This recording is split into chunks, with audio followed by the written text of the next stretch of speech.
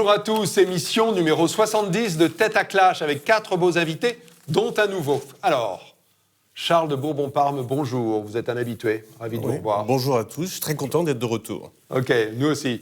Christian Van Est, vous venez du Nord pour nous rejoindre, merci à vous. Merci à vous de nous accueillir. Ok, Samy Biazoni, c'est vous le petit jeune, hein? Voilà, le petit nouveau en tout cas. Le petit nouveau, exactement. Vous êtes prof à l'ESSEC, vous faites partie de la rédaction de Causeur, et vous avez un troisième métier, c'est que vous êtes auteur. Tout à fait, j'ai publié en ce début d'année un essai sur la question du racialisme à l'édition de l'Artilleur, Français malgré eux. Ok, merci. Et puis le dernier, mais pas le moindre, François Bert, bonjour. Bonjour à tous. Ok, premier sujet.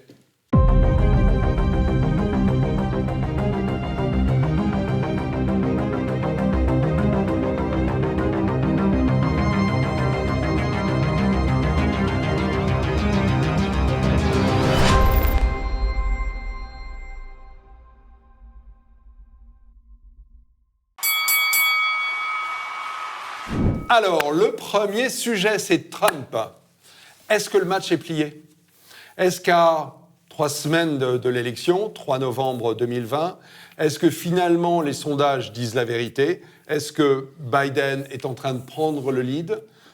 Et est-ce que Trump va être éliminé? Ne sera pas le 46e président des États-Unis? Ou est-ce qu'il y a encore des surprises possibles? Je vais donner la parole au nouveau, Samy.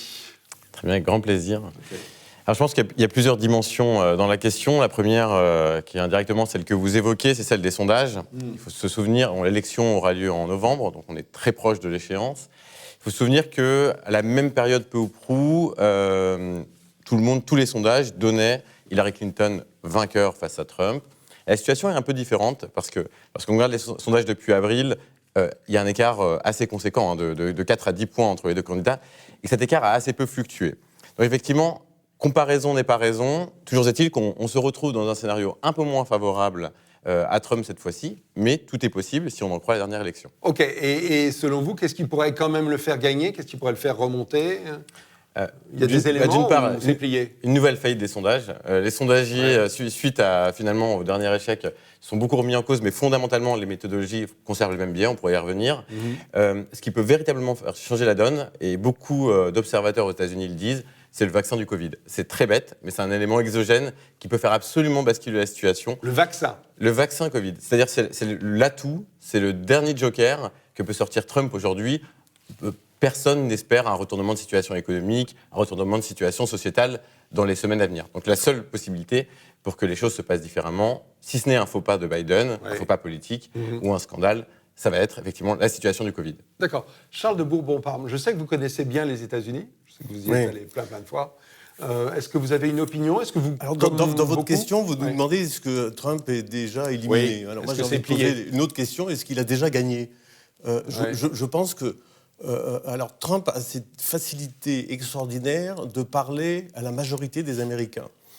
Et alors on pourrait dire la masse, on pourrait dire la masse, c'est pas très élégant, mais à la majorité des Américains. Je dirais aussi que tout ce qui se passe aux États-Unis est relayé par la presse en France, et on ne nous dit pas tout sur ce qui se passe aux États-Unis. Vous voulez dire qu'il y a une déformation? Il y a même un complot contre je pense qu'en France, on tape énormément sur Trump. Pourquoi pas, chacun peut dire ce qu'il veut sur Trump. Mais Trump a cette facilité extraordinaire de dire ce que les Américains ont envie d'entendre. Et je pense qu'il se dénote grâce à ça. Et on n'a pas fini de l'entendre dire des choses assez fantastiques, chacun les prendra comme il veut, mais des choses assez fantastiques que les Américains aiment entendre. Et c'est là où il peut y avoir où il va pouvoir peut-être sortir Mais c'est pas un peu les mêmes ficelles qu'il y a 4 ans? Est-ce que c'est pas ce langage qui dénote parce qu'il est un peu plus familier, voire grossier? Est-ce qu'il n'est pas fantaisiste? Est-ce que les Américains ont changé en 4 ans? C'est la recette qui a marché la première fois, je pense que ça marchera très bien la seconde. D'accord. Donc vous êtes plutôt, si vous devez faire un pronostic, Charles, Est-ce que vous pensez que Trump va y arriver Alors, au final? non, je dirais pas ça, parce qu'on va tout voir dans les quelques mois qui viennent, dans les quelques jours qui viennent. Ouais. Les Américains, aujourd'hui, votent par correspondance. On commence déjà à nous dire que les voitures de poste sont attaquées entre la boîte aux lettres et le bureau de poste. On a eu l'histoire des permis de conduire qui venaient par centaines de milliers de Chine, parce que c'est avec son permis de conduire qu'on a son bulletin de vote. Ouais. Enfin, je pense qu'on va tout voir dans cette élection et que ça va être alors, le mot est peut-être, ça va être un peu clownesque tout ça, parce que chacun va envoyer à l'autre ce qui, d'ailleurs, on l'a vu avec le premier débat, c'était clownesque tout ça. On voit pas la grandeur politique dans tout ça, et je crois qu'on va rester à ce niveau-là. Mm-hmm.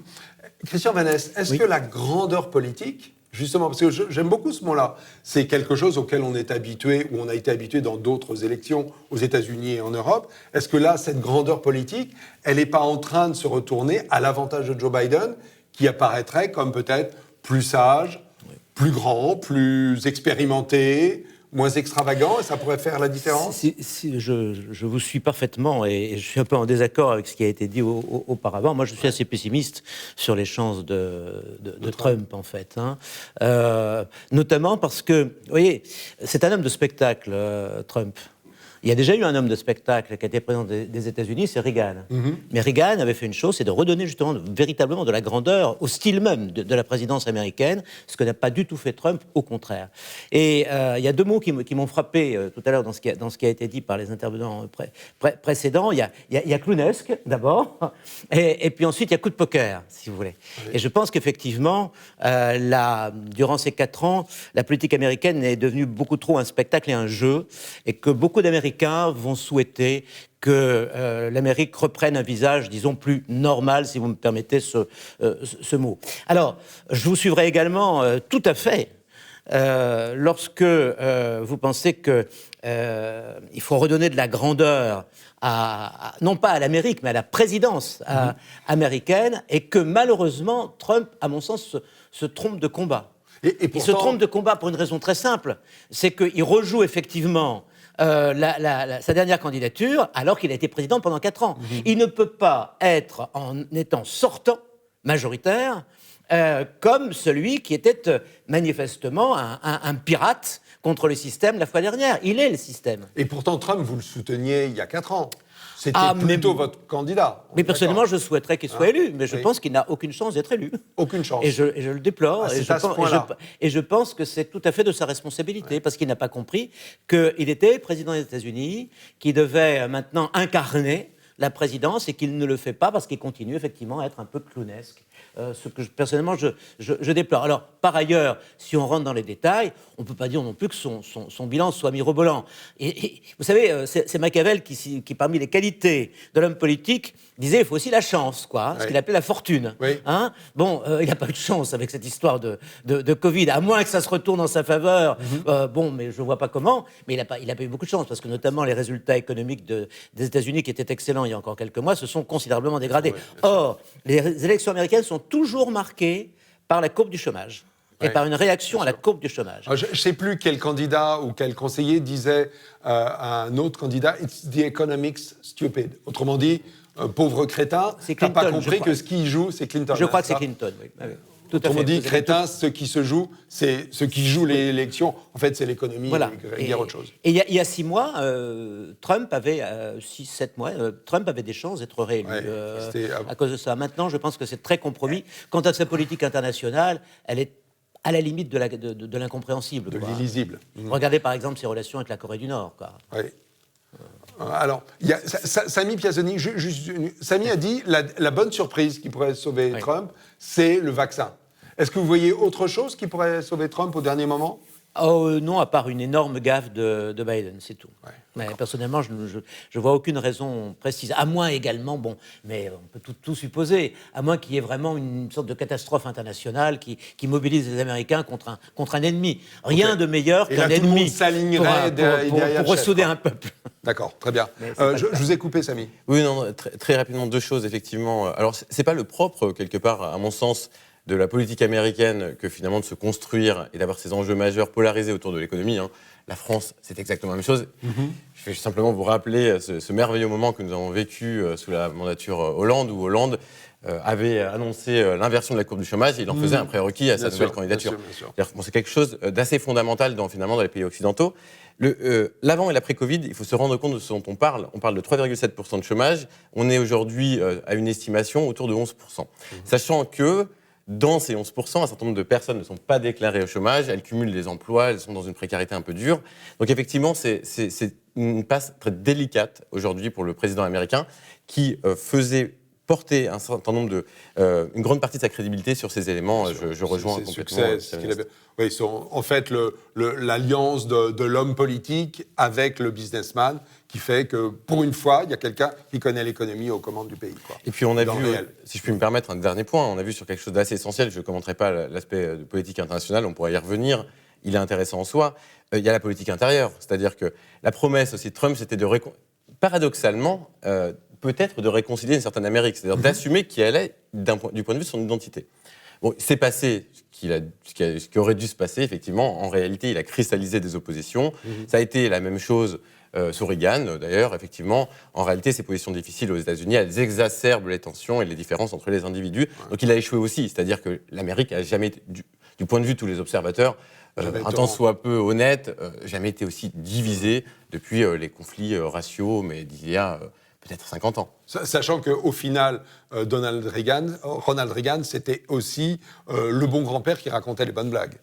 Et donc, il avait aussi une image qui était sans doute finalement plus apaisée que celle de Trump. Alors, il y en a un qu'on n'a pas entendu, François Baird. Alors moi, je suis pas Madame Irma, donc là-dessus, je pourrais pas vraiment me prononcer. Un pronostic, c'est sur le pronostic. pas lire le futur. Mais si je voulais voir les choses en plaisantant, on pourrait dire qu'il y a Greta Thunberg qui a appelé à voter Biden. Ça y est, c'est plié pour Biden. Non. Mais en revanche, on parlait de coup de poker. Moi, je dirais plutôt roulette russe. Alors, c'est pas pour remuer le carambar dans la carie, parce qu'il y a eu déjà suffisamment d'affaires avec le côté russe. Le carambar dans la carie. Voilà. Ok, je connaissais pas. Mais moi, je vois vraiment les choses comme ça, c'est-à-dire le côté extrêmement aléatoire du sujet. Je pense que il y a un paradoxe américain qui est que, d'un côté, ça c'est pour faire plaisir, de l'autre côté, sur le côté monarchique, c'est que les Américains ont été les précurseurs sur le côté démocratique, mais du coup, ils portent aussi l'excès de la tendance démesurée de cette démocratie à tout prix. Donc, ils sont précurseurs aussi là-dessus, dans cette dimension de l'aléa total du discours pour le discours. Et donc là, on arrive vraiment à cette extrémité-là, à un niveau caricatural au plus haut point. Ouais. Et de l'autre côté, ce qu'ont mieux conservé sans doute les Américains que nous, c'est le pays de la liberté. Et donc malgré tout, là-dessus, il y a une plus grande possibilité, là où comment dire, en Europe, les choses sont beaucoup plus verrouillées, je pense, et le côté anti-système de Trump a pu jouer quelque chose. Mais ça, c'était il y a 4 ans. Voilà, alors si je devais résumer... Maintenant, ça a toujours de l'impact. Si je devais résumer, je resterai sur ces 2 dernières pensées, c'est que, pareil, en image, on a le choix entre la Grèce AI2SE, la Grèce et le piment. Entre l'établissement bien épais, bien habituel, bien prévisible, et le côté pimenté de Joe Biden, et le côté pimenté de Trump. Le problème, c'est que le piment, au bout d'un moment, il finit par faire mal à la bouche parce que ça amuse 5 minutes. Donc, en fait, quelque part, la question, c'est est-ce que les gens vont-ils choisir entre le fait de revenir à quelque chose de dodu et de prospère, de déjà connu, ou est-ce qu'ils vont se laisser retenter par quelque chose d'atypique là-dessus? Après, je finirai là-dessus, parce que mon cœur de sujet, moi, je ne suis pas politologue, c'est de parler des comportements des chefs. Ouais. C'est que on a un cas d'école, et je l'ai dit, en plus, on a eu souvent ces discussions ici. Pour moi, d'ailleurs, c'est une différence majeure entre un Poutine et un Trump. Et là, c'est que Poutine, il y a une continuité, il y a une vision de long terme, il y a une capacité de rebond, il y a un travail de réflexion de fond pour aller quelque part. Il y a une intelligence de trajectoire.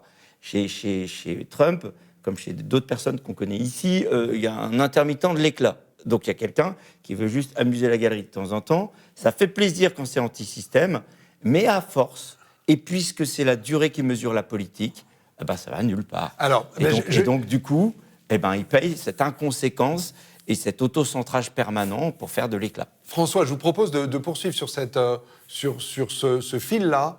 Le Commander-in-Chief c'est ce qu'on attend, c'est un leader aux États-Unis. Est-ce que vous pensez que Biden, il a les qualités pour être un commander-in-chief tout seul ou en regard de ce qu'est le président Trump? Non. C'est ce que je disais de la Grèce, c'est-à-dire c'est le côté rassurant, mais c'est juste, c'est pas pour rien qu'il a été second, et c'est un peu l'éternel second, un peu comme un certain Fillon, c'est que c'est quelqu'un qui est beaucoup plus fait pour faire fonctionner les choses de manière habituelle, qui est capable de porter une vision, d'aller déployer des choses nouvelles, etc. Ok, je vais vous donner un autre regard sur Biden. Biden, il n'a pas pris d'engagement contre le Covid-19, contrairement à Trump qui a dit que ce n'était rien pour être touché et voir des centaines de milliers d'Américains mourir. Il est resté dans son salon calme. Quand il déploie sa campagne électorale, c'est de manière mesurée. Est-ce que ce n'est pas finalement aussi des caractéristiques d'un chef un peu l'histoire du lièvre et de la tortue, quoi. On a le lièvre un peu tout fou et la tortue qui est partie et qui va arriver au... Et il y a une différence entre le calme et l'endormissement. Sleepy, voilà. Et donc là, Biden, on est beaucoup plus sur la deuxième partie. C'est-à-dire qu'en fait, je vais être un peu cru, c'est pas de couilles, pas d'embrouille. Pas de couilles, pas d'embrouille. Je ne prends pas de position, j'aurai pas de problème. Donc c'est le côté très conservateur. Conservateur... pas au sens où certains peuvent l'entendre, mais je reste dans une position où je ne m'expose pas. Précautionneux. Voilà, et donc c'est le côté un peu ventre mou, je reste dans... Voilà. Je vais et faire non réagir. pas, justement, un chef, il est calme, mais il passe son temps à prendre une direction. Il y a, entre guillemets, c'est la différence entre le calme et la précipitation du Trump. On peut dire qu'il y a, entre guillemets, trois choses. Il y a l'enlisement, l'endormissement, il y a la précipitation excitée de Trump, et entre les deux, la position d'un chef, c'est le calme qui décide. Samy Biazoni, est-ce que vous êtes sur cette ligne-là aussi Oui, je suis plutôt sur cette ligne. Il avait tout à perdre, rien gagné. Comme je l'exprimais au début, son écart depuis le début des premiers sondages, et Dieu sait qu'ils sont importants dans le système américain, est peu ou prou le même. Aucun risque. Et au contraire, c'est ce qui illustre, je vais être en désaccord avec vous en revanche, c'est ce qui illustre justement une personnalité qui n'est pas celle d'un chef. Quelqu'un qui est un animal politique, se confronte quand même, porte une vue et présente une vue au peuple américain, même s'il a des choses à perdre. Là, aujourd'hui, on est dans une posture de pur conservatisme stratégique. Là, vous parlez de Biden. Vous pensez que Biden, il gère son capital, en gros. Biden, vous savez, c'est un rentier. Ce que tout le monde dit aux États-Unis, les analystes considèrent que si Biden gagne, ce sera la 3e mandature d'Obama. Voilà. Donc son programme, on le connaît. C'est de la continuation de ce qui a déjà été fait. C'est pas ce que j'appelle être un chef, surtout de la première démocratie mondiale. D'accord. Christian Vannès, vous êtes sur ce terrain-là ou vous lui trouvez quelques qualités de... Moi, je répète ce que je disais tout à l'heure, à savoir, je pense que Trump ne sera pas élu, et je crois que l'élection de Biden sera une catastrophe. Parce qu'effectivement, cela continuera la décadence américaine, parce qu'il ne sera pas à la hauteur de la tâche. Il sera élu par défaut, Biden. Et il laissera la place, parce qu'il faut penser aussi qu'il y a les élections au Congrès, notamment les élections des représentants et les élections d'un tiers du Sénat. Que va-t-il se passer ?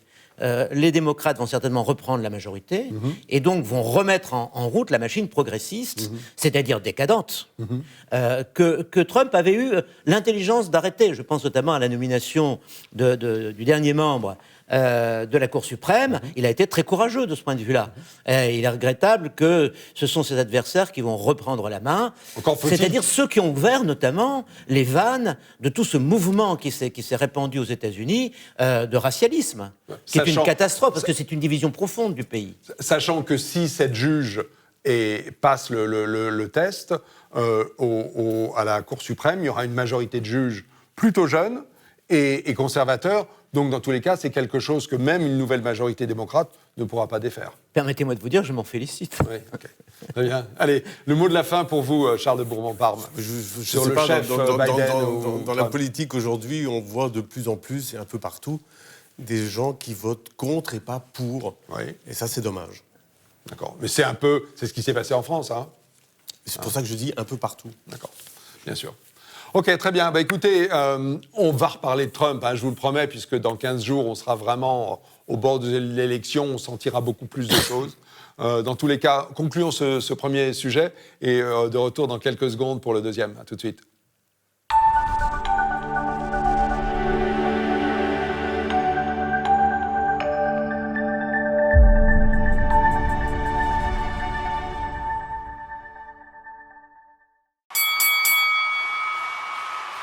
Sujet numéro 2, la police. Tout le monde la déteste, tout le monde la hait, tout le monde lui en veut. C'est ça la France ? On a bien vu là récemment des attaques de commissariats, des policiers qui étaient en faction, dont la vie a été mise très gravement en danger, qui vont sans doute survivre avec des séquelles à vie. Est-ce que ça nous dit quelque chose sur les rapports entre les citoyens et la police ? Est-ce que ces rapports qui sont notoirement mauvais sont majoritaires ? Ou est-ce que finalement la police et la France sont réconciliables et que les Français aiment leurs policiers ? C'est ça le sujet numéro 2. Et je ne vais pas commencer par vous, Samy, mais je vais commencer par un ancien militaire qui s'appelle François Bert. Eh bien non, la France ne déteste pas la police, elle déteste le désordre. Il serait complètement aberrant de dire que parce qu'il y a des lieux de friction avec la police, c'est la police qui est l'enjeu de la détestation. La police, en fait, c'est le fusible qui prend tout. J'ai pour ma part la chance de former beaucoup de commissaires. J'étais encore récemment à une grande session où j'ai pu voir beaucoup de commissaires d'univers variés. Et en parlant justement sur la manière dont ils pouvaient concentrer leur action, ce qui a sauté aux yeux, c'est de dire jamais depuis 20 ou 30 ans, je n'ai vu un de mes chefs, et c'est toute la chaîne hiérarchique, ministre de l'Intérieur jusqu'au président, réduire la charge pour me concentrer sur quelque chose. On m'a toujours mis une charge de plus. Et donc, qu'est-ce qui se passe ? Vous savez, on pourrait même caricaturer, c'est ce qu'ils disent souvent d'ailleurs les gendarmes pour provoquer dans leur comparaison entre la gendarmerie et la police, c'est que la police, à chaque fois qu'il y a un nouveau sujet, on crée un nouveau bureau. On pourrait dire, on va créer le bureau des contrôles du Covid. Voilà. Donc, parce qu'il y a une accumulation des choses. Donc, la police, qui est celle, et c'est ce qui est très difficile à vivre pour elle, dont le politique percole directement sur la police, se retrouve à gérer tous les sujets non triés par le gouvernement. Et donc, forcément, il y a une démultiplication de son exposition. Donc, ça, c'est le premier sujet. Le deuxième sujet, c'est bien sûr, derrière le désordre, la crise de l'autorité. Et qu'à mesure qu'on a des fast tests par toute la France de cette autorité en attaquant des policiers, on a quoi ? On a une thérapie du discours. Donc on a. Vous voulez dire la câlinothérapie donc on va avoir des déclarations martiales qui ne et voilà, et c'est comme un amour, plus il y en a dans les mots, moins il y en a dans l'action. Donc concrètement, il y a des seuils qui auraient dû être déclenchés depuis très longtemps. Moi, je me rappelle de cette voiture de policier qui a été brûlée, etc. Ça aurait dû enclencher, que ce soit en termes de politique de conduite ou en termes de loi, un seuil à déclencher en disant quand on franchit ce seuil-là, il y a quelque chose de très sévère derrière, dans les lois et dans la conduite. Oui, mais François, vous êtes sur l'insécurité, sur le gros du travail des policiers qui sont débordés. C'est pas ça le sujet. Le sujet, c'est les Français. Certains disent, tout le monde déteste la police. C'est quelque chose qu'on a entendu dans les manifestations de Gilets jaunes. Est-ce qu'il y a un fond de vrai ? Ça, c'est Il y a deux choses. Vous aurez des gens qui disent le fameux ACAB, All Cops are Bastards, etc. Ouais. Mais ça, concrètement, c'est deux choses pour moi. Même s'il y en a il y a des Français qui peuvent avoir ce ressenti-là. La réalité, c'est que la police, qui est en général plutôt appréciée pour son travail, démultiplie les occasions d'être détestée parce que tout le fonctionnement de la chaîne sécuritaire met la police sur tous les sujets à la fois, contrôle les Français sur une démultiplication de sujets. On parle du tri. Aujourd'hui, j'ai l'impression de vivre en Covidie, parce qu'on a l'impression qu'il n'y a que ça, que c'est l'alpha et l'oméga de toute la vie quotidienne des Français. Ouais. Donc le sujet, c'est pas si les Français détestent ou pas la police. Le sujet, c'est qu'on met la police sur tous les sujets et on met la police à contrôler les Français à tout moment. Et ça, c'est un problème. Et le deuxième point, c'est l'autorité. Je rappelle là-dessus, c'est que la violence visible vient de ce que quand des policiers sont attaqués, la riposte est absolument indigente. Là où il faudrait changer les règles d'ouverture du feu, quand les policiers se font bombarder, même avec, il faudrait mettre des règles d'ouverture du feu, fût-ce au départ avec des armes non létales, etc., de manière à ce que toucher la police, ne serait-ce qu'en termes de rapport de force, quand on veut tenir un pays, il y a 100 000 policiers, il y a 66-67 millions de Français, si on ne donne pas un pouvoir très clair et net... Rappelez le chiffre. 100 000. 100 000. D'accord. Et après, il y a les gendarmes, etc. Mais donc, si vous voulez, à partir du moment où il y a un État tient, à partir du moment où le rapport de force peut être durable, pour que le rapport de force soit durable, il faut donner des pouvoirs aux policiers qui fait qu'ils ne se laissent pas bousculer à ce point-là. avec juste comme réponse c'est inadmissible et on va être intraitable.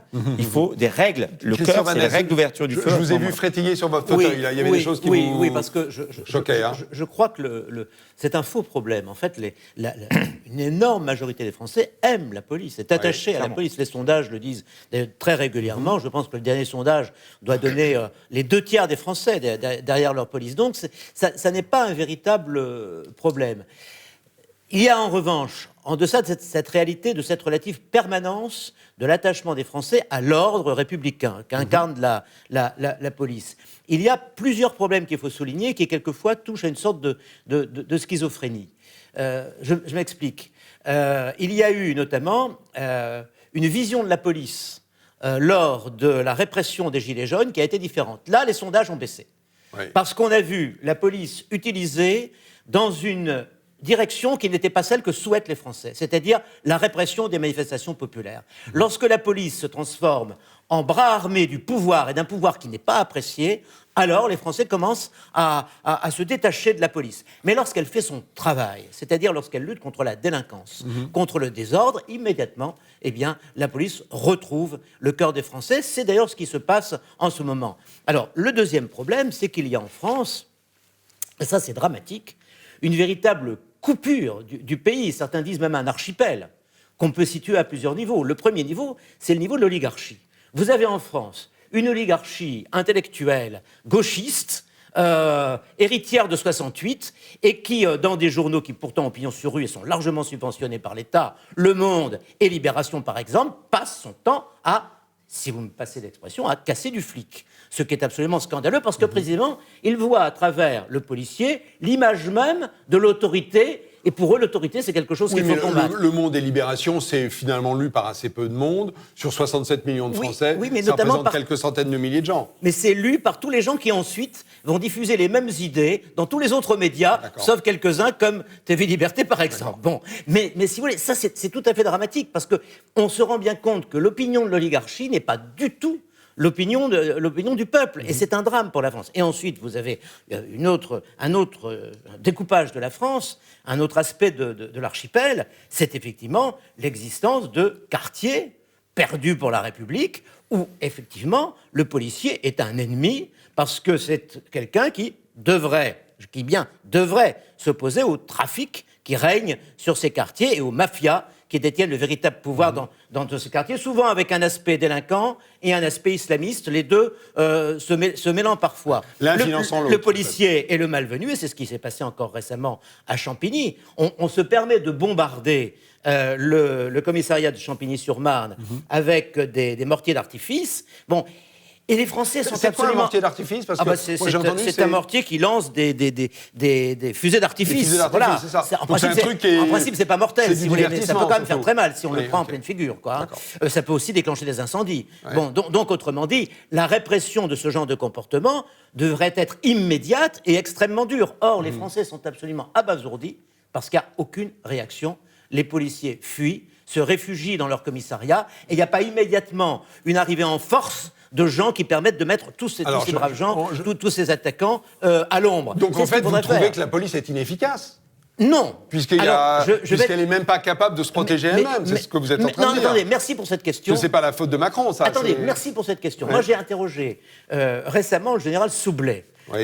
Qui lui est, comme vous le savez, l'ancien numéro 3 de la gendarmerie, qui a été viré de la gendarmerie. Okay. Pourquoi? Parce qu'il avait eu le malheur de dire à l'Assemblée nationale, en commission, que le problème, ça n'était pas la police, c'était le lien entre la police et la justice. Oui. À savoir que quand les policiers arrêtent quelqu'un, ils ne sont pas du tout sûrs de ne pas le voir libéré avant même qu'ils aient fini leur rapport. Okay. Et ça, c'est tout à fait scandaleux. Je ne parle pas des mineurs. Donc il avait dit tout haut ce que beaucoup de policiers pensaient tout bas. Mais c'est la réalité. Donc la police est inefficace en partie en raison des consignes scandaleuses qui lui sont données par le gouvernement, de l'impuissance dans laquelle on l'emprisonne, et enfin du non-accompagnement du travail de la police par la justice. On voit d'ailleurs en ce moment que le duo classique en France, entre le simili-Sarkozy qu'on nous a sorti comme ministre de l'Intérieur... Vous voulez dire Gérald Darmanin? Oui, je préfère ne pas le citer. Et d'autre part... Vous avez une dent contre lui, hein? Non, j'ai simplement une sorte de malaise dans la bouche. Oui. Et le second, cet avocat qui n'aurait jamais dû être au ministère de la Justice, qui n'a rien à y Dupond-Moretti, faire, qui n'a pas pour ne du pas le tout les citer. idées qui permettent de rétablir l'ordre en France. Allez, Charles de Bourbon-Parme, vous n'avez... Merci, Christian. Hein, Charles de Bourbon-Parme. Excusez-moi pour cette Ouais, vous sentez bien, vigueur. vous êtes en forme, c'est bien. Bon, vous avez raison, ceci dit, d'avoir cette vigueur. Vous êtes- Mais ceci dit, parce que je dirais, la police, comme je la vois moi, je vois que la police a deux choix aujourd'hui. C'est ou de se faire tuer ou d'aller en prison. Voilà, ça se résume à ça. C'est D'accord. tout. Et alors, et la police, pour revenir sur ce que vous disiez tout à l'heure, elle n'est pas là pour être aimée. Alors, je crois que la France respecte sa police. Oui. Ceci dit, la République, aujourd'hui, ne permet plus à la police de faire son travail. Voilà. Ce sont des choses qui, pour moi, sont importantes. Et on pourrait résumer notre débat, enfin chacun pourra dire ce qu'il veut, mais c'est comme ça que je vois le résumé. Voilà. D'accord. Il y a une crise d'autorité. Tout va Pour dans être tous un les bon sens. leader, Charles, pour moi, il faut être exemplaire. Je vais vous donner un ou deux exemples qui me sont propres. J'ai porté plainte à plusieurs reprises pour des vols ou des vols des vrais vols physiques ou des vols sur Internet. J'ai porté plainte, donc j'ai fait la démarche, j'ai fait la queue, j'ai attendu longtemps. Je n'ai jamais, entendez-moi, jamais eu le moindre retour. Comme si ma plainte était tombée dans un grand trou et que jamais elle n'allait en sortir. Et que Mais d'ailleurs, la police- il Et à votre n'y avait avis, pas de pourquoi procédure de fait. À votre avis, pourquoi? Est-ce que c'est... Pardon, je sais pas pourquoi, mais est-ce qu'en termes d'exemplarité, aimer, c'est respecter, aimer, c'est se dire, la police, elle va m'aider. Moi, j'ai jamais eu le sentiment d'avoir été aidé. Vous parlez C'était pas un d'exemplarité, c'est le cœur du sujet. Oui. L'exemplarité qui manque ici, c'est l'exemplarité des chefs. Et l'exemplarité des chefs, c'est pas de savoir tout faire et tout dire surtout, c'est de savoir trier pour décider. Là, ce qui se passe concrètement, pourquoi ça n'a jamais été suivi? C'est que ce que je vous disais tout à l'heure, il y a un feuilletage d'une accumulation De de trop de tous les tâches. sujets et surtout de sujets marginaux, parce qu'on est en train de se prendre la tête indéfiniment sur toute une série de sujets marginaux, de malheurs, etc. Là où le cœur de sujet qu'on évoquait tout à l'heure sur la délinquance la plus grave, et par chaînage après, tout ce qui peut se dérégler dans le comportement des voyous. Le trafic de drogue et... Oui, et derrière, les derrière attentats. tout le comportement n'est pas réglé, n'est pas suivi par la justice, d'une part, bien souvent, Oui. et d'autre part, il n'y a pas cette chambre de tri qui dit là, on concentre ses efforts là-dessus et on arrête de perdre du temps sur ce qui est marginal. D'une part, on sanctionne clairement ce qui coupe nettement le taux de récidive. Et à D'accord. partir du moment où vous faites ça, la police peut faire son travail, elle n'aspire qu'à ça. Mais là, il faut savoir très concrètement, la police, à partir déjà d'un certain seuil, ça, n'importe quel commissaire vous le dira, à partir d'un certain seuil de prix, déjà moins de 300 €, laissez Ouais. tomber. Jamais quelqu'un ira chercher là-dessus. Mais Donc, Monsieur Darmanin, ouais. qui veut interdire les mortiers, qui sont des tubes en carton, hein, finalement, les mortiers. ça, un mortier, Il d'accord. va interdire les mortiers. Alors, passer une loi pour ça. Ensuite, on va interdire quoi? Les boules de pétanque. Ensuite, les manches à balai. Ouais. Enfin, c'est pas tout ça qui est dangereux. Ce sont ceux qui les utilisent. Et Alors, tant mais qu'ils font- Une simple phrase. Je signale Ouais, que voilà. l'interdiction des Oui. mortiers avait déjà été décidée Dans les années en 90. 2009. Et dans les années 90, il était, Voilà. il était Bon. déjà dans le corpus législatif.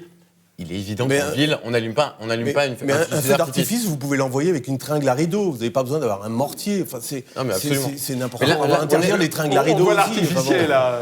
On est au cœur du débat. Samy, Effectivement, Samy Biazani. on est au cœur du débat. Je pense qu'il y a plusieurs éléments que je vais reprendre très rapidement parce qu'ils sont essentiels et ensuite ajouter un élément qui n'a pas encore été évoqué, faute de temps, j'imagine. Le premier élément, c'est effectivement la réponse, la coordination entre la police et la justice. Aujourd'hui, elle n'est pas dans la coordination, elle est dans l'antagonisme, celui qui était extrêmement bien décrit par monsieur Van Est. Très clairement, on est dans un duo qui incarne un entre-deux de deux positions Ouais. assez extrêmes. Le en même temps. Le en même temps, et qui est au cœur de la stratégie macroniste, mais qui est d'une malhonnêteté profonde vis-à-vis du peuple français. Tout à fait. Très simplement, si on a un ministre de l'Intérieur qui est, au-delà d'être velléitaire, qui est ambitieux dans sa politique sécuritaire, il faut lui adjoindre un garde des Sceaux qui est capable de mettre en œuvre une politique répressive à la hauteur. Et ce n'est pas le cas aujourd'hui. Donc déjà, le système est inefficient et tant que nos démocraties... Dupond-Moretti vient d'arriver, hein. C'est peut-être Non, lui faire mais un procès... on connaît les non positions d'Éric Dupond-Moretti. Oui. Sur les prisons, déjà, il a déjà fait beaucoup de mal par ce qu'il a fait.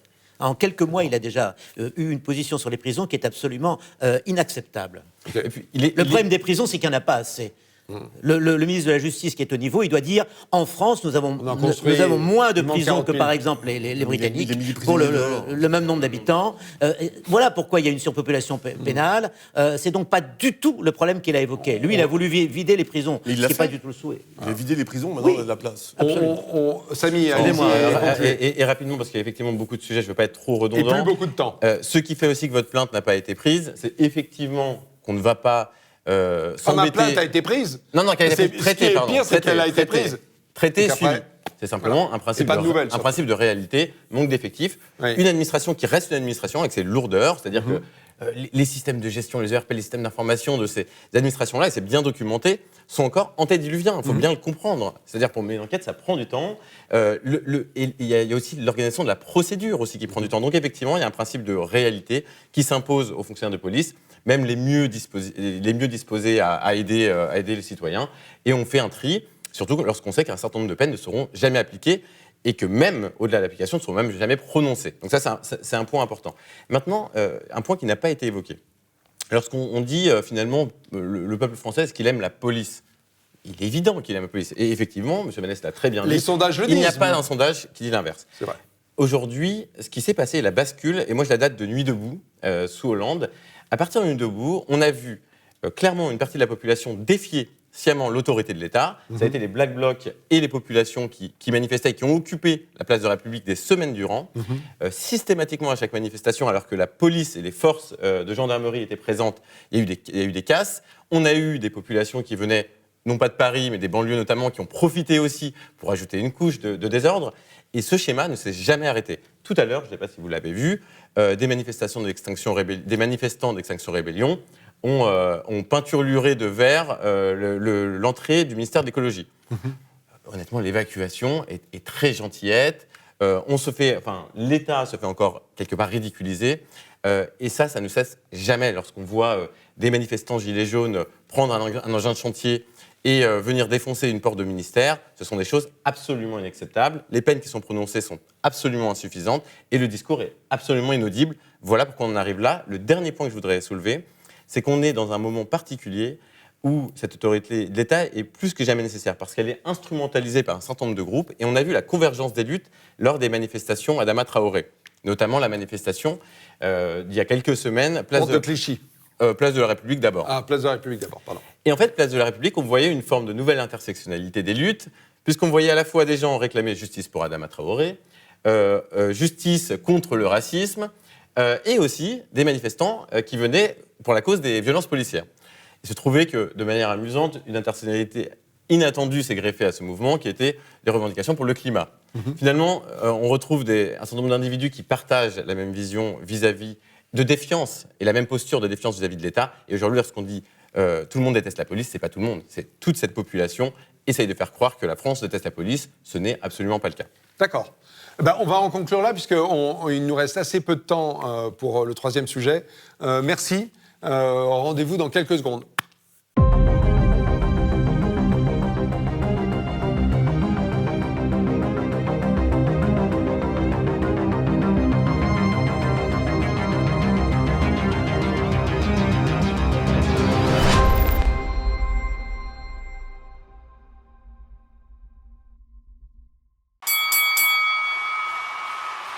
Rebonjour, troisième et dernier sujet. Alors, nous sommes à 18 mois de la présidentielle française. Il y a eu, il y a 15 jours, un sondage très fouillé paru dans le JDD avec un certain nombre d'autres médias qui confrontait les différentes situations possibles et les protagonistes qui sont en train d'émerger. Bon, il y a deux adversaires qu'on connaît à peu près, Macron, Marine Le Pen. Il y en a un qui est en train de monter, que vous devez bien connaître, Christian Van Est, qui est Xavier Bertrand. Il y a un nouvel arrivant, qui est Yannick Jadot. Il y a la gauche qui est plutôt dans la déconfiture. Et tout ça montre que pour la première fois, peut-être 18 mois avant une élection présidentielle, les choses seraient jouées et qu'on connaîtrait déjà les finalistes. Alors, est-ce que c'est votre point de vue ? Est-ce que vous avez le sentiment que, en fait, il n'y a plus rien à faire ? Ou est-ce qu'il y a encore des surprises possibles et des adversaires, des protagonistes qui vont émerger ? Christian Van Est, je vous ai interpellé sur Xavier Bertrand, parce que c'est quand même un peu l'homme qui monte à droite, hein ? Alors effectivement, je le connais bien, puisque Forcément. il était ministre lorsque j'étais parlementaire, Oui. et que d'autre part, il est le président de la région dans laquelle j'habite, comme vous le savez. C'est ça. Donc je le connais personnellement. Bon, je lui ai dit un jour qu'il avait une grande qualité, c'est qu'il n'avait pas été à l'ENA. Ok. Vous savez qu'il a une profession normale, Oui. il a été assureur. Bon, cela étant, personnellement, j'estime qu'il reconduirait ce qui était le centre droit, UMP dans le passé, Parti républicain aujourd'hui, et ses alliés, parce qu'il reste proche de ces gens-là quand même.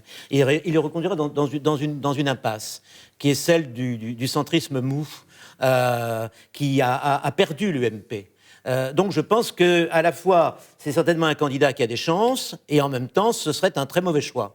Mais il n'y a plus Barouin. Barouin a dit non.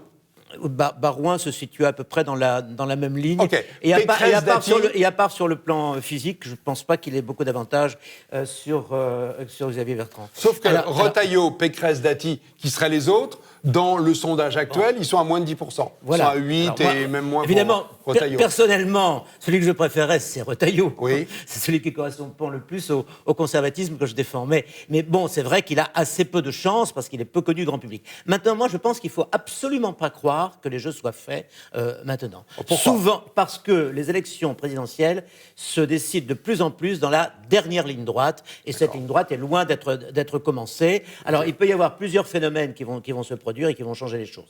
Simplement, en ce qui me concerne, je dis, il faut à tout prix éviter qu'on se retrouve dans la situation de la dernière élection, c'est-à-dire non pas d'un choix, mais d'un non-choix.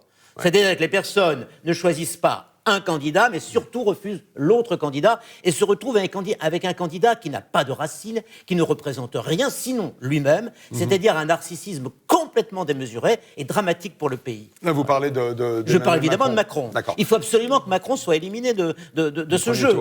Il faut absolument que les gens de droite se convainquent que cet homme n'est absolument pas de droite. Et il faut bien se dire que les gens qui, comme Darmanin, vous avez cité tout à l'heure, ou comme le ministre de l'économie, sont des traîtres au sens profond du terme, parce que précisément ils accréditent l'idée que Macron soit un petit peu de droite, ce qu'il n'est absolument pas, c'est un progressiste. Si vous sous-entendez que Macron est peut-être quand même un petit peu de droite, même si vous venez de dire le contraire, ok, mais vous venez en même temps de tirer une balle dans la tête de Xavier Bertrand en disant que c'était un mou, globalement, qu'est-ce que vous pensez qu'il y a comme alternative de possible à cette finale qui est déjà annoncée, Le Pen-Macron? Moi, je pense qu'il faut espérer qu'un candidat surgisse, qui soit à la Zorro hauteur. surgirait hors de la nuit. Attendez, Trump, il a surgi très, très tardivement et il a surpris tout le monde. Moi, je pense que les Français, d'une certaine manière, attendent non pas un Trump, parce qu'il serait tout à fait désarçonné par quelqu'un de trop clownesque, pour reprendre l'expression de tout à l'heure. Mais en revanche, ils demandent quelqu'un. Moi, j'avais proposé dans un article que j'ai écrit récemment, il nous faudra un militaire, par exemple, parce qu'il incarnerait parfaitement le sens de l'autorité à laquelle les Français, eux, sont attachés. Okay. Je pense qu'aujourd'hui, il faut quelqu'un qui incarne complètement ce retour de la République au sens d'un régime autoritaire parce que légitime. D'accord. Charles de Bourbon-Parme, un régime autoritaire et légitime. Ah mais moi je ne demande qu'on nous offre un cap et de la fermeté. Ouais. Je crois que c'est ce que les Français ont besoin aujourd'hui, qu'on leur une ligne précise qui soit. Tout le monde ne sera pas d'accord, c'est pas possible de mettre tout le monde d'accord. On est en France, mais un cap et de la fermeté. Mais ceci dit, aujourd'hui, on est dans un brouillard total et le Covid aide à ce brouillard. C'est-à-dire que certains qui peut-être auraient des ambitions n'y vont pas parce que le Covid freine. Mais le panache, le cap, c'est qui ? Puisque cette étude... Mais attendons que le brouillard se lève. Peut-être que... Parce qu'on est dans le brouillard total. Enfin, moi, personnellement, je ne sais pas pour vous, mais moi, je suis dans un brouillard total. Je ne vois rien venir. Ceux qui sont là, ou les anciens, je ne les vois pas non plus. Donc, je suis dans un brouillard total. Moi, je vais attendre que le brouillard se dissipe et j'espère qu'il y a quelqu'un là derrière. Ouais. D'accord. OK. Vous ne me donnez pas beaucoup d'espoir, hein ? Non. Okay. Non, on se revoit dans un an. Oui, oui. Là, le brouillard sera dissipé. Et un petit peu avant, pour ceux qui veulent bien regarder l'émission. Samy, qu'est-ce que vous sentez de cette étude ? Je sais que vous l'avez lue. Et qu'est-ce que vous sentez de l'atmosphère actuelle ? Parce qu'il y a quand même aussi peut-être que Macron a mauvaise image pour un certain nombre, mais il semblerait avoir un socle assez solide. De la même manière que Marine Le Pen a un socle assez solide, hein, aux alentours de 25% tous les deux. C'est ça, exactement. Donc aujourd'hui, alors effectivement, on est très en amont de l'élection, et une élection présidentielle en France ne se fait pas aussitôt. Donc heureusement pour tous les candidats potentiels et les hommes présidentiels, dont les généraux qui ont publié récemment un certain nombre d'essais. Bon, ok, on va... Heureusement pour ces personnes-là. C'est le général de Villiers, hein, celui qui a été viré par Macron. Hein. Et c'est pas le seul à avoir des velléités présidentielles, mais c'est effectivement le plus évident. Ouais. Il reste encore beaucoup de possibilités. Il reste la possibilité d'émerger du brouillard. Effectivement, Xavier Bertrand est sur une ligne régalienne, sociale, qui est trop proche, malheureusement, du centre droit, qui a été happé par Macron pour pouvoir incarner une alternative. Il faut bien voir qu'aujourd'hui, Macron a réussi sa stratégie. C'est-à-dire qu'il a véritablement reconsolidé l'aile gauche de la droite et l'aile droite de la gauche. C'est pour ça que le Parti socialiste n'a plus de champion et qu'Olivier Faure appelle un candidat unique pour toute la gauche. Mais on n'est plus dans la gauche plurielle de l'époque. On est dans une gauche terne qui vient, elle, se raccrocher à d'autres locomotives. Elle n'est plus la locomotive. Et c'est pour cela qu'à droite, on cherche encore, je dis on parce que mon cœur va un peu plus à droite, encore un candidat qui pourra incarner, mais au-delà de l'incarnation, moi au final les hommes passent, les idées restent. Ce qui m'importe, c'est que la droite puisse se redéfinir autour de son corpus. Et son corpus, c'est celui qu'on a évoqué pour partie tout à l'heure, de l'autorité de l'État, c'est celui de la réhabilitation de la fierté d'être français. On l'a oublié. C'est celui d'une éducation nationale qui assume ses missions. C'est celui d'une France conquérante à l'étranger, c'est celui d'une France qui assure le leadership européen, etc. Aujourd'hui, on n'est pas encore sur cette ligne-là. Je vous rappelle, par exemple, on a le droit de ne pas partager ses convictions. Très récemment, la manif pour tous s'est manifestée, c'est une très malheureuse expression, mais en tout cas a manifesté... C'est une redondance. C'est une redondance. En tout cas, a manifesté autour du sujet de la PMA et de la GPA. Oui. Le sujet de la GPA, aujourd'hui, fait consensus. Autant on peut débattre de la PMA aujourd'hui, de gauche à droite. Vous voulez dire contre la GPA ? Contre la GPA, oui. Bien évidemment. Okay. On est toujours dans les limbes de la loi de bioéthique qui portent des éléments anthropologiques essentiels pour notre société. Pas un ténor de la droite a soutenu d'une manière ou d'une autre, même mollement, ce mouvement qui pose de vraies questions. On a le droit, et je ne fais pas la promotion de ce mouvement-là, mais simplement... Mais est-ce que c'est pas tout simplement parce que c'est un sujet qui n'est pas assez fort pour mobiliser les Français arriver à une élection, quoi. Tous les hommes politiques, hommes ou femmes, tous les gens qui font de la politique aujourd'hui ne disent pas un mot s'ils n'ont pas réfléchi avant à qu'est-ce que ça allait pouvoir leur apporter en tant que voix. Bah oui. Donc, oui, mais du coup... Mais François-Xavier, il y a la jurisprudence Bellamy. La jurisprudence Bellamy, ça a été la tête de la locomotive pour les élections européennes, et il était plutôt marqué du côté de ces sujets-là, et ça a été un flop retentissant. Donc est-ce que tout simplement les personnes à droite disent c'est pas un sujet qui va m'apporter des voix, de la chance, qui va me mettre de l'air dans mes voiles, quoi. Donc pardon, oui, mais... je vais relativiser le propos. Sous la Ve République, en fait, l'élection européenne est toujours une élection qui favorise les partis plutôt d'extrême. En tout cas, ces 30 dernières années, on a eu de très gros scores d'Europe Écologie Les Verts, l'Assemblée nationale arrive à faire des choses. On n'attendait pas LR à 9%, certes. En revanche, vous auriez mis n'importe qui à la place de François-Xavier Bellamy, il aurait fait au maximum 13-14%. Après, on parle bien d'un parti qui se reconstruisait, on parle d'un parti qui n'a pas changé de ligne, c'est-à-dire Christian Jacob a incarné une voie de continuité pour les Républicains. Donc personne n'attendait en réalité une véritable percée des Républicains. Donc, mon exemple n'était pas bon, en gros. Hein. Moi, je trouve qu'il est un peu galvaudé. Okay. Alors, il y en a un qui ne vient pas parler, c'est François Bayrou. Je le vois prendre des notes frénétiquement. Ça va être intéressant, allez-y. Ouais. Yeah. Vous savez que c'est un sujet qui me tient à cœur. Ça ne va pas être que le général de Villiers, hein ? Oh non. Okay. Non, justement, on pourra en parler aussi. Ouais. Ce qui est clair pour moi, c'est que la jurisprudence Bellamy souligne avant tout une soif comportementale, beaucoup plus qu'une soif d'idées. De plus en plus, les Français, ils ont besoin d'avoir quelqu'un inspirant, dont le comportement sait qu'il résistera dans une configuration de danger, beaucoup plus que quelqu'un qui va penser comme eux.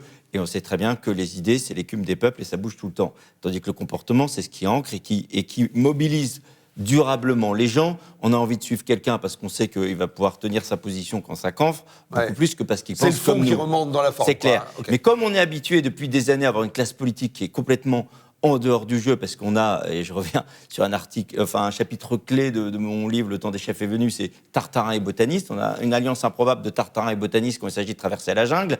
Forcément, on est en train de dire, voilà, avec Tartarin, on va passer un bon moment, avec botaniste, on va apprendre des choses. Dans tous les cas, on sera dans la merde quand il y aura de la difficulté sur le terrain. Donc ça, c'est vraiment l'axe principal. Et après, mon idée, par rapport à votre question, c'est que, d'une part, beaucoup de choses peuvent se passer, ça j'en suis assez convaincu. Ouais. Et même l'élection de Macron a été une surprise de ce point de vue-là. La deuxième chose, c'est le constat. Le deuxième constat, ça a été, la mort des partis, et que j'en ai aussi beaucoup parlé. Ouais. Clairement, les partis, c'est du marketing de force blafarde. Brouillard général dans une situation qui devient pour moi très critique aujourd'hui. On aurait tort de négliger le danger dans lequel nous sommes. Et trois, le fait que... Vous parlez de quoi? Économiquement? À tous les niveaux. Rapports sociaux? Économiquement, dislocation du pays. On parlait tout à l'heure de la police. C'est-à-dire qu'aujourd'hui, moi, la question que j'ai envie de poser, c'est y a-t-il une chambre de discernement au gouvernement? Est-ce qu'il y a un moment où ce gouvernement fait un pas en arrière, fait l'état des forces en présence, justement, des dangers, des difficultés, et dire, OK, le Covid, c'est 30 000 personnes, il y a je ne sais combien plus de morts par cancer ou par suicide en France. OK, on va gérer un peu la situation, mais par rapport aux dangers économiques, par rapport aux dangers sécuritaires, de dislocation entre justement une police complètement débordée, qui n'est plus soutenue, qui est attaquée en direct avec toutes les fractions, à quel moment je prends conscience que l'effet majeur de ma politique, c'est de rembarquer les Français sur une fierté et sur une capacité à travailler ensemble, et je concentre mes efforts là-dessus pour que tout puisse se faire. Et donc là-dessus, le brouillard dans lequel on est, c'est entre le Covid, qui pour moi est un énorme danger parce qu'il y a une telle obsession. Enfin, bientôt on va devoir prendre un masque entre sa douche et sa cuisine, quoi. Donc, jusqu'à quel moment on va sortir de En fait, c'est effarant de voir à quel point on a basculé dans du mono-obsessionnel alors qu'il y a plein d'autres dangers. Donc là-dessus, ça risque. À mesure qu'on concentre ses efforts sur le Covid, il y a une démultiplication, une explosion de toutes les autres difficultés, de la pauvreté et encore une fois des autres fractions. Et puis, d'autre part, il y a dans l'incapacité à avoir une continuité dans l'action, quelque chose qui est très dangereux. L'exemple, cas d'école pour moi, c'est la libération récemment de cet otage. Sophie Petronin, donc. Sophie Petronin, troquée contre 200 djihadistes. Il y a 50 soldats français qui sont morts dans des combats extrêmement ardus avec un ennemi insaisissable. On leur remet sur le paquet quasiment le fruit de leurs efforts. Ça, pour une otage qui, dès qu'elle sort, dit qu'elle s'est convertie à l'islam sur place et qu'elle n'a qu'une envie, c'est d'y retourner. Ça traduit quoi, ça? Au-delà du comportement erratique de l'otage en question. À quel moment l'action du gouvernement, je reviens sur ma chambre de discernement, rentre dans une trajectoire globale? C'est-à-dire cette intermittence de l'éclat dont on parlait tout à l'heure pour Trump et qu'on retrouve très fortement dans notre politique à nous, à quel moment tout cela participe d'une trajectoire générale? Et quand on voit ça aujourd'hui, je pense qu'on est dans une zone d'extrême danger et que, comme toujours, on parlait justement de l'absence de chef, c'est, hélas, sans vouloir la politique de pire, c'est dans des moments d'extrême danger que des personnalités de chef peuvent émerger. Alors c'est marrant parce que je suis le seul ici, je vais vous céder la parole, Samy. Merci François. Je suis le seul à avoir parlé de Marine Le Pen. Personne, vous n'avez pas cité son nom. Or, si on parlait de brouillard. Oh, oui, ok. Parce que c'est la deuxième, et elle serait même susceptible, d'après ce sondage, de sortir en tête au premier tour de la future présidentielle. Mais il n'empêche qu'elle est elle-même contestée dans son camp. Donc, est-ce qu'on n'a pas finalement affaire à une candidate qui est déjà affaiblie avant même de commencer? C'est pas un chef, c'est une Hollande de droite, Marine Le Pen, en fonctionnement. Si vous analysez son fonctionnement comportemental, c'est une relationnelle en réaction, comme Hollande. Le Front National, c'est un fonds de commerce, c'est pas un parti politique.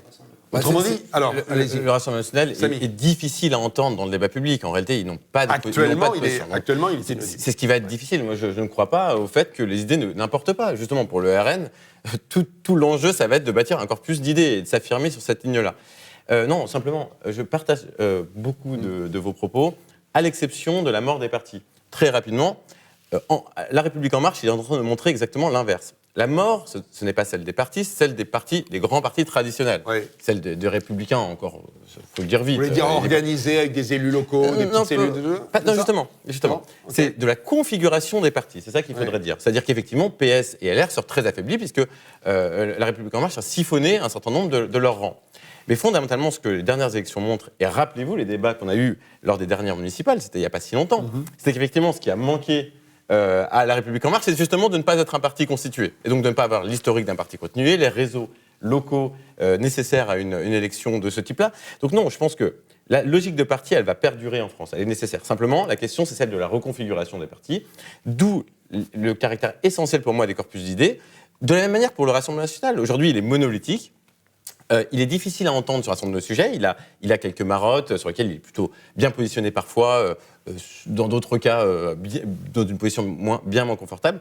C'est la question de la reconfiguration qui est pour moi l'enjeu de la prochaine présidentielle. Peut-être que cette reconfiguration ne surviendra pas. La si elle ne question, survient c'est pas, est-ce qu'en 18 mois, on y arrive? eh bien, on restera dans le brouillard. Si je peux rebondir là-dessus. Brièvement, parce que je Mais vais faire conclure Parce que Christian Vanneste. précisément pour moi, et c'est en ça que je dis encore une fois que le temps des chefs est venu là-dessus, c'est que, vous voyez bien, La République En Marche, c'est un parti gélatine. C'est complètement creux, il n'y a pas d'identité.